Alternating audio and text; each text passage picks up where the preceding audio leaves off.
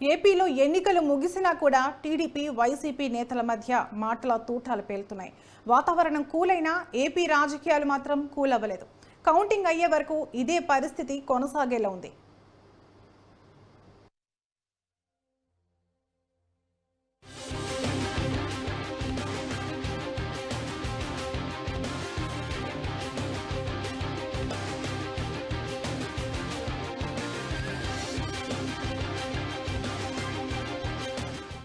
ఆంధ్రప్రదేశ్లో ఎన్నికలు ముగిశాయి, కానీ పార్టీ నేతలు విమర్శలు మాత్రం కంటిన్యూ అవుతున్నాయి.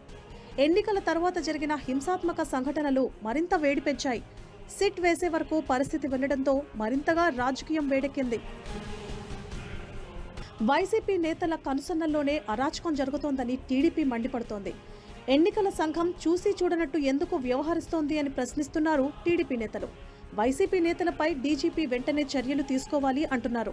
ఇదే పరిస్థితి కొనసాగితే కష్టం అంటున్నారు. హింసను ప్రేరేపించి జగన్ లండన్ పారిపోయాడంటున్నారు టీడీపీ నేతలు. మీకు పనులు చెప్పిన వాళ్ళే వాడు పరారులో ఉన్నాడు. పిన్నెల రామకృష్ణారెడ్డి ఎటు పారిపోయాడు ఎవరికి తెలియదు. అనంతపురంలో తాడిపత్రి డిఎస్పీ గంగయ్య, తాడిపత్రి ఇన్స్పెక్టర్ మురళీకృష్ణ వీళ్ళు సస్పెండ్ అయ్యారు. మేము చెప్పాం, 100 సార్లు చెప్పాను. నేనే అనేక ప్రెస్ మీట్లు పెట్టి చెప్పాను, మీరు చట్టాన్ని అతిక్రమించొద్దు. ఇదంతా 4 రోజుల భాగవతమే, తాడేపల్లి భాగవతం. చట్టాన్ని చేతుల్లో తీసుకొని ఇంకేదో జగన్మోహన్ రెడ్డి శాశ్వతం అనుకున్నట్టుగా ఈ రాష్ట్రానికి శాశ్వత ముఖ్యమంత్రి, శాశ్వత ప్రభుత్వం వైసీపీ అన్నట్టుగా అధికారులు వళ్ళు కళ్ళు పైన తెలియకుండా పనిచేసినందుకు ఈరోజు అనుభవిస్తాం. మరోవైపు చంద్రబాబు విదేశీ పర్యటనలపై వైసీపీ సైతం తీవ్ర విమర్శలు చేస్తోంది. చంద్రబాబు ఏ దేశం వెళ్లారో కూడా తెలియని పరిస్థితి ఉందన్నారు. ప్రతిపక్ష నాయకుడు ఎక్కడ ఉన్నాడో ఆచూకీ తెలియాల్సిన పరిస్థితి ఉందన్నారు జోగి రమేష్.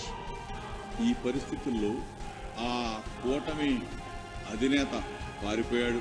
ఆ కూటమి దత్తపుత్రుడు ఏమయ్యాడో తెలీదు.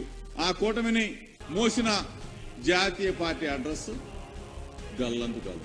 ఈ పరిస్థితుల్లో మరలా అగైన్ జగన్మోహన్ రెడ్డి గారు బ్రహ్మాండమైన భారీ మెజార్టీతో అధికారాన్ని చేపట్టబోతా ఉన్నాడనేది స్పష్టంగా అన్ని సర్వే సంస్థలన్నీ, జాతీయ సర్వే సంస్థలు మొత్తం ఏకతాటి మీద వైఎస్ఆర్ కాంగ్రెస్ పార్టీ ప్రభంజనం ఆంధ్రప్రదేశ్ రాష్ట్రంలో వీయబోతా ఉంది. అల్లర్లకు కారణం ఒకరంటే ఒకరని విమర్శలు. చివరికి పార్టీ అధ్యక్షుల విదేశీ పర్యటనలపై కూడా టీడీపీ వైసీపీ విమర్శలు ఆపడం లేదు.